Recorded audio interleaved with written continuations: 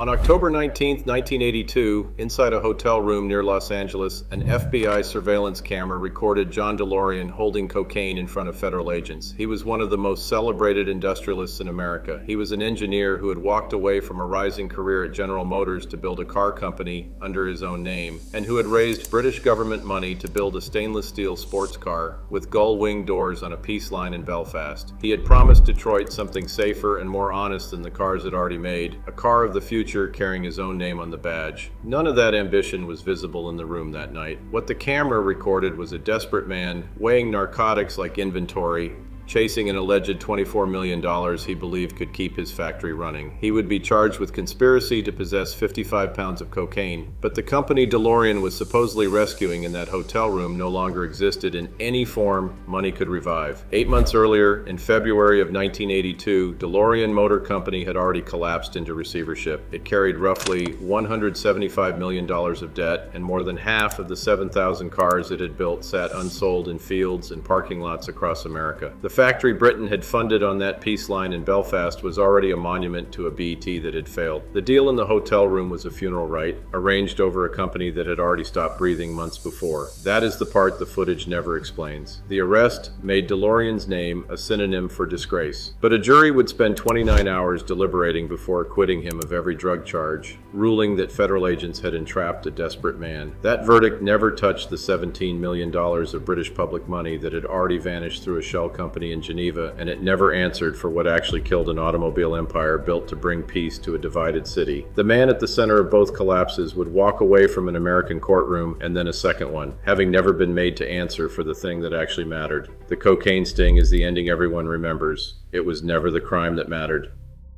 Chapter 1. The Golden Boy of Detroit. He was born in Detroit on January 6, 1925, in a city built entirely around the automobile, where the fortunes of the industry set the rhythm of the fortunes of the men who worked inside it. Every road out of Detroit in that era ran through one of the big manufacturers. The record picks him up on that road in 1956 when he joined General Motors' Pontiac division as an engineer. He arrived as one more name inside a corporation famous for building executives with the same rigor it built cars. Advancement inside General Motors followed its own quiet arithmetic. Patience was rewarded over daring, seniority over speed. A young engineer was expected to wait his turn through committee after committee before a division would trust him with its name. DeLorean rose through that arithmetic anyway, and he rose faster than the company's culture seemed built to allow. By 1965, at 41 years old, he was named general manager of the Pontiac division, the youngest division general manager in the history of General Motors. It was a title no one that young had carried before, inside a company built on decades of earned caution. He remade the division with a car. Inside Pontiac, DeLorean's engineering team produced the vehicle the industry would come to credit as America's original muscle car, the Pontiac GTO. It was built less for the family driveway than for the showroom floor and the traffic light, aimed at a buyer who wanted to feel something behind the wheel rather than merely arrive somewhere in it. 2 years later, in 1967, his division followed the GTO with the Pontiac Firebird. Both cars carried his fingerprints, and both carried Pontiac from the quiet end of General Motors' lineup toward a name people in Detroit had suddenly started repeating. A division built for decades on steel and committee approvals had, under this one general manager, started to look like it had a personality of its own. Detroit noticed. General Motors noticed more. In 1969, DeLorean was promoted again, this time to general manager of the Chevrolet division. It was the assignment that placed him closer to the top of the corporation than almost any of his peers, and closer than most executives his age ever reached. 13 years after walking into Pontiac as one engineer among many, he was now responsible for one of the corporation's most closely watched divisions, answerable directly to the executives who decided who eventually ran General Motors itself. By every measure General Motors used to grade its executives, DeLorean was now on the well-worn path toward the company's highest offices, the same path that had carried a generation of Chevrolet general managers upward before him, but he did not stay on it. In 1973, at the edge of the corporate summit he had spent 17 years climbing toward, he resigned from General Motors. He walked away from the largest automaker in the country at the exact moment its own promotion ladder had marked him for the top. top. What replaced the Summit in his own reckoning was not another corporate title. It was a company that would carry his own name on the badge rather than a corporation's, built to a standard he set rather than one a committee approved. He described it as a car of the future, safer and more honest than anything Detroit's assembly lines had produced under his watch. In 1975, he founded the DeLorean Motor Company to build exactly that car, converting 17 years of General Motors credibility into the one asset the new venture actually had.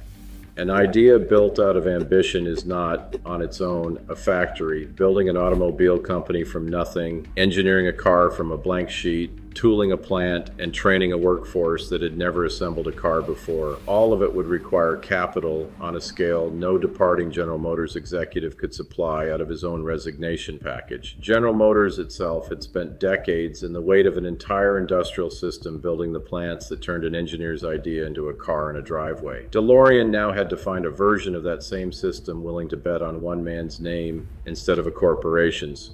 The golden boy of Detroit had walked away from the largest automaker on earth to build a car under his own name.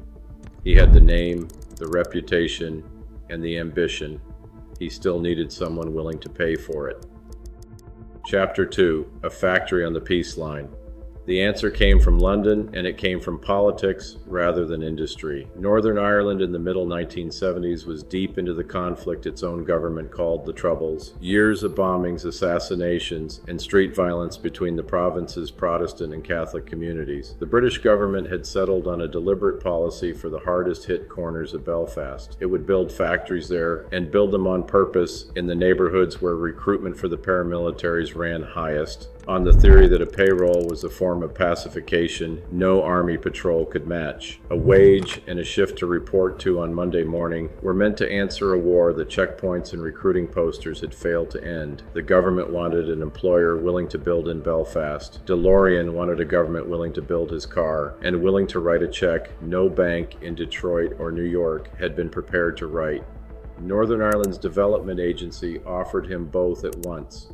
The site sat in Dunmurry, on the western edge of Belfast, directly on the sectarian dividing line that split the city's Catholic and Protestant districts. That boundary was marked elsewhere in the city by peace walls, army checkpoints, and years of accumulated grievance between neighbors who lived streets apart. The choice was not incidental. A factory floor was one of the few spaces left in Belfast where a Protestant hire and a Catholic hire could stand at the same workbench, draw the same wage, and answer to the same foreman without either side reading the arrangement as a surrender. The government's calculation was that a payroll built on that exact line would do more to drain the troubles of new recruits than another year of patrols ever could. The logic was brutally simple. A young man with a wage and a shift to report to on Monday morning was a young man harder to recruit for a bombing, and a factory that drew its workers from both communities at once gave neither side a grievance to nurse. In the plainest terms available, it was a sports car plant conceived as counterinsurgency policy, a wager that steel and wages could succeed where soldiers had not. The scale of the wager matched the ambition behind it. The British government committed roughly £80 million, close to $120 million, toward a venture whose total startup cost ran to nearly $200 million. That made London not merely a partner in the DeLorean Motor Company, but its majority financier. It made the Dunmurry plant the largest bet any government had placed on a single car company of its kind, staked not on an established manufacturer with a factory already running, but on a single executive's reputation and a car that did not yet exist outside a set of drawings. A former General Motors executive who had resigned rather than wait his turn for a boardroom seat now presided, in effect, over a state-funded automobile plant, raised on borrowed political urgency in a city better known that decade for its funerals than its factories. What that money was meant to build was no ordinary automobile. DeLorean had left Detroit describing his ambition as a car of the future, and the machine that took shape on the drawing boards at Dunmurry matched the phrase at every turn. Its body wore no paint at all. In place of the color coat laid over a primer coat in the ordinary Detroit fashion, it used panels of unpainted brushed stainless steel, chosen so the car would supposedly never need repainting and would look the same after 20 years as it had the day it left the factory floor. floor. A stainless steel body was not something the industry built casually. The metal resisted the stamping presses in ways ordinary sheet steel did not, an expensive decision that made one promise to the buyer. This car would outlast the paint job every other car eventually needed. Its doors did not swing outward on hinges. They lifted straight up on gas struts, gull-wing doors borrowed from racing prototypes and airplane hangars rather than showroom floors, a mechanism that turned every parking lot into a small piece of theater. The silhouette beneath those doors was low, wedge-shaped, and unmistakable against anything else on an American road. It came from the Italian designer Giorgetto Giugiaro and his studio, Ital Design, the same house responsible for some of the era's most influential automotive shapes, brought in to give an unproven company a body worthy of the badge. The engineering underneath that shape was handed to Colin Chapman, founder of the British racing marque Lotus, whose own cars had spent a decade winning on the strength of doing more with less weight than anyone else in the business. Chapman's engineers built the car around a rear-mounted engine, a V6 known in the industry by the shorthand PRV, developed jointly by Peugeot, Renault, and Volvo, tucked behind the passenger compartment in the layout Lotus knew best from its own racing chassis. On paper and in the trade press photographs taken as construction wrap, the whole arrangement looked less like an automobile startup than a small industrial miracle. A government had bought itself a peace dividend. An engineer had bought himself the independence General Motors would never have granted him. Dunmurry stood as the place where both purchases were supposed to be redeemed at once, a factory built to manufacture jobs as much as cars, a body that would never need to be painted, doors that opened toward the sky instead of out toward the curb, engineering pedigree from the most decorated small manufacturer in British racing, wrapped around styling from one of the most sought-after design houses in Italy. None of it answered whether the finished car, once it actually left Dunmurry for a customer's driveway, would be worth what it had cost to build. That was the one question Dunmurry could not yet answer. Chapter 3. The Car That Couldn't. The car that reached Dunmurry's assembly line in early 1981 carried every promise made on the drawing boards, and it kept fewer of them than anyone in Belfast or Detroit wanted to admit. The stainless steel panels were as immune to rust as advertised, and the gull-wing doors still drew a crowd wherever one was parked outside a showroom in California or New York. But underneath the unpainted skin sat a car heavier than its silhouette suggested, and behind the rear seat sat an engine that could not move that weight with anything like the urgency the shape promised. The PRV V6 had been built to a modest, budget-conscious brief by 3 manufacturers, compromising on cost rather than performance, and it produced output that a buyer paying a premium price expected to feel and did not. A car styled like an Escape had the manners of a commuter sedan. Reviewers, primed by years of trade press coverage to expect a genuine sports car, said so in print, quietly at first, and then less quietly as the reviews piled up. The gap between promise and delivery showed up first on the factory floor before the car ever reached a customer. Dunmurry had been built to manufacture peace as much as automobiles, which meant its workforce came overwhelmingly from Belfast's unemployment rolls rather than from an existing pool of trained automotive labor. These were men recruited for a factory that did not yet exist, to build a car that had never been built anywhere before. The company ran its own training programs against the clock, trying to turn welders and general laborers into a workforce capable of the tolerances a stainless steel body demanded. Those tolerances punish the smallest error, since unpainted metal has nowhere to hide a poorly finished seam the way a coat of paint can. Panel gaps, water leaks around the distinctive doors, electrical faults, and finish problems dogged the early production run. Warranty claims piled up on dealership service bays across the United States faster than DeLorean mechanics, most of them new to the car themselves, could work through them. Every fix cost money the company had budgeted for building cars, not for repairing the ones already sold.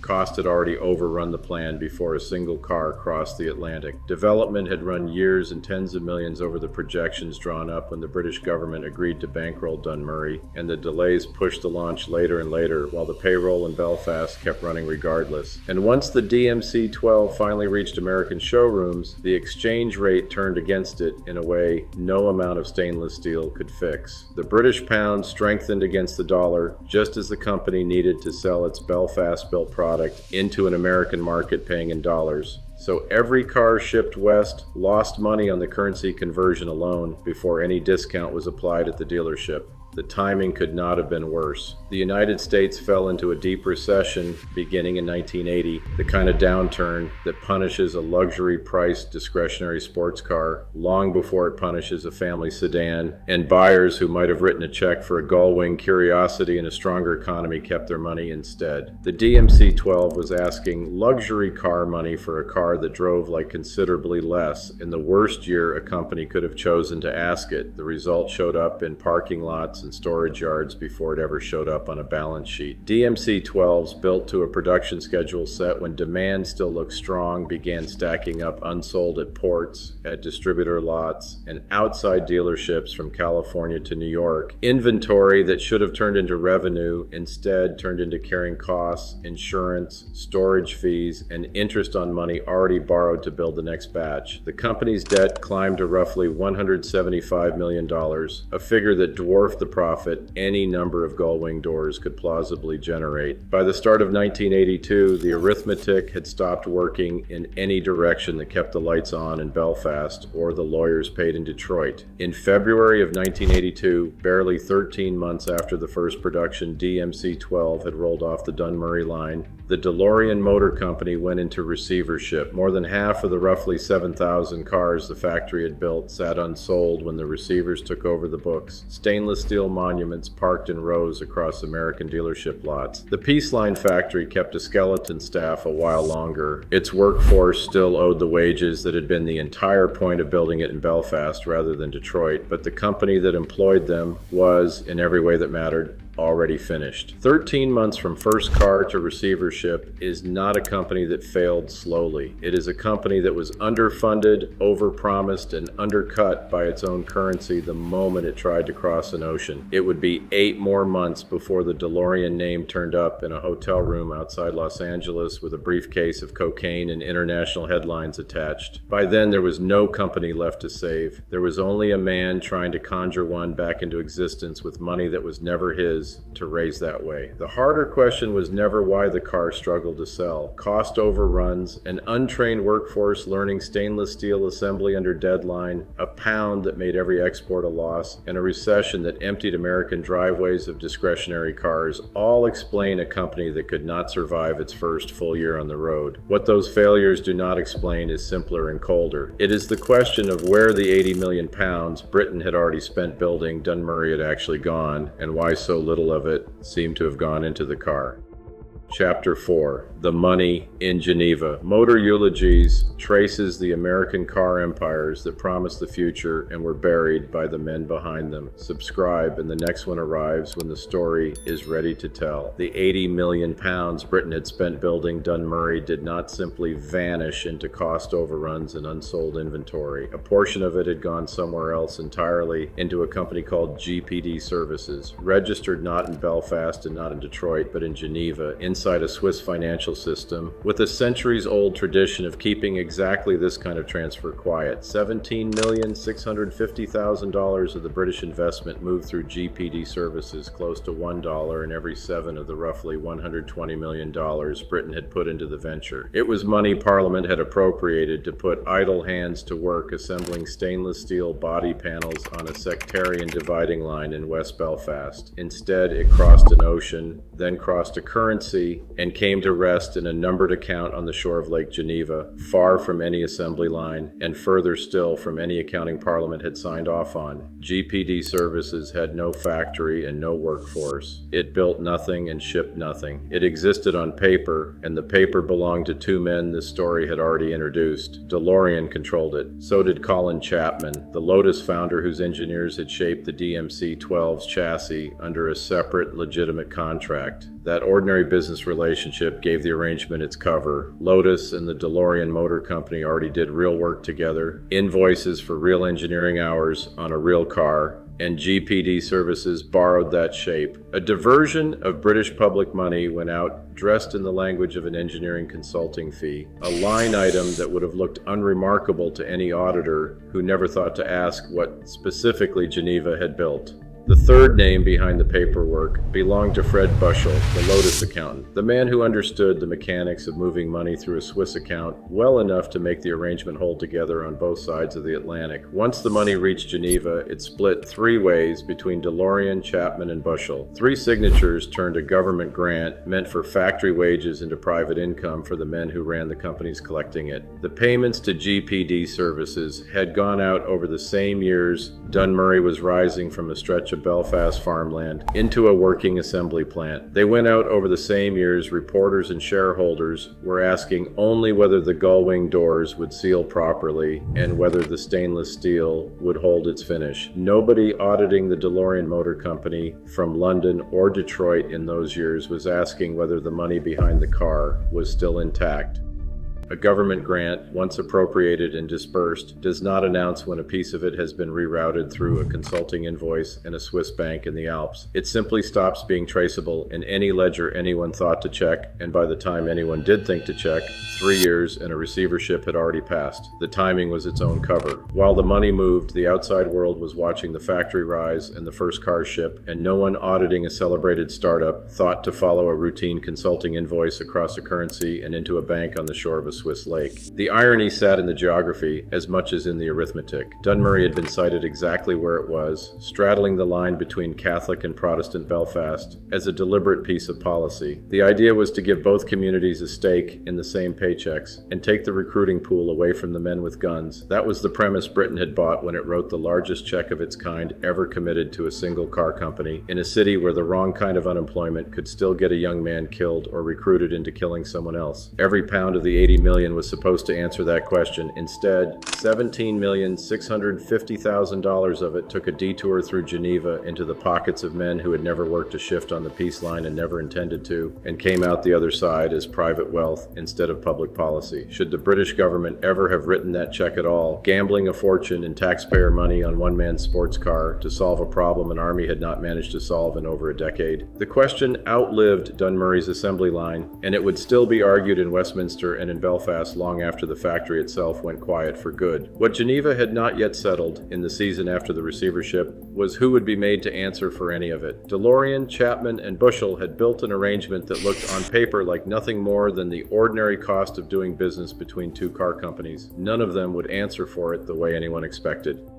Chapter 5, The Two Acquittals. By October of 1982, the company Britain had built out of Belfast farmland was no longer a company in any operating sense. It had been in receivership since February, an empty word to everyone except the men still trying to find money to keep it breathing. DeLorean tried one more time. On October 19th, in a hotel room outside Los Angeles, an FBI camera recorded him handling 55 pounds of cocaine, one piece of an alleged $24 million scheme investigators said he had assembled to raise cash for a car company that by then existed only on paper and in receivership filings. The image the world remembers, the briefcase, the camera, the arrest that made every front page in America, happened 8 months after the company was already dead. It fell on a company nothing could rescue, the last desperate act of a man who had already lost the thing he was trying to save. The government built its case around the tape. DeLorean's lawyers built theirs around the agents who had produced it, arguing that federal investigators had spent months cultivating a man they knew was drowning in debt and desperate enough to say yes to almost anything, and that the crime on camera was one the government had manufactured rather than uncovered. The case went to trial not in Detroit or Belfast, but in a federal courtroom in Los Angeles in the summer of 1984, with the surveillance footage itself as the government's centerpiece. In August of that year, after 29 hours of deliberation, a Los Angeles jury agreed with the defense.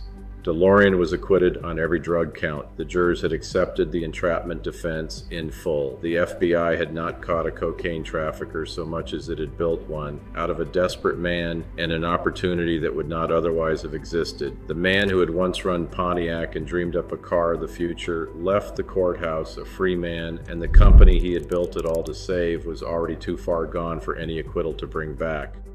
2 years later, in 1986, DeLorean walked into a federal courtroom in Detroit to answer for the other case against him, the one that had nothing to do with cocaine and everything to do with the money that had passed through GPD Services.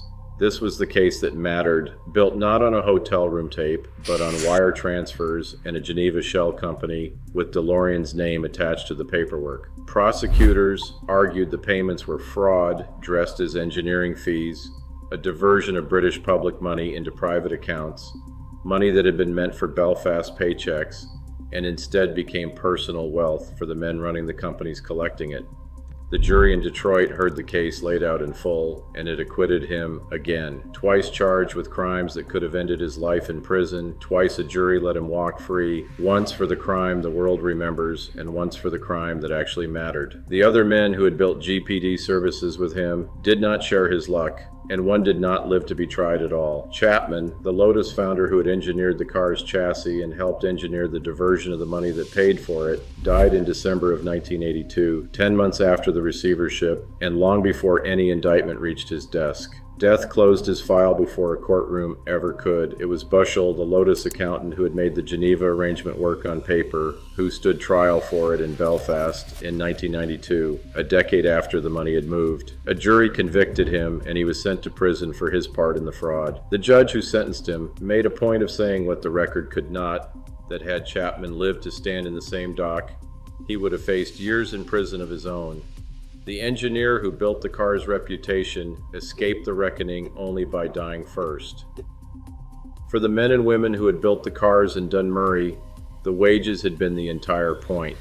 When the plant finally went dark for good, it took with it the one thing the factory had been built to manufacture, which was work, and the piece a steady wage was meant to buy went quiet along with the assembly line. What survived all of it, stranger than either acquittal, was the car itself. By the time the last DMC-12 rolled off the Dunmurry line, the company was worth nothing, the factory was closing for good, and the stainless steel machine Britain had bet a fortune on was already being written off as a footnote to a fraud case. Then, in 1985, 3 years after the company had died, a Hollywood film called Back to the Future put a modified DeLorean at the center of a story about traveling through time, and the car nobody in America had wanted to buy became the most recognizable car in the world. 2 juries had let the man go free. A movie let the machine live forever. The company that built it never got a verdict at all. It simply stopped and stayed stopped, while the car it made kept driving through screens long after Dunmurry's assembly line went quiet for good.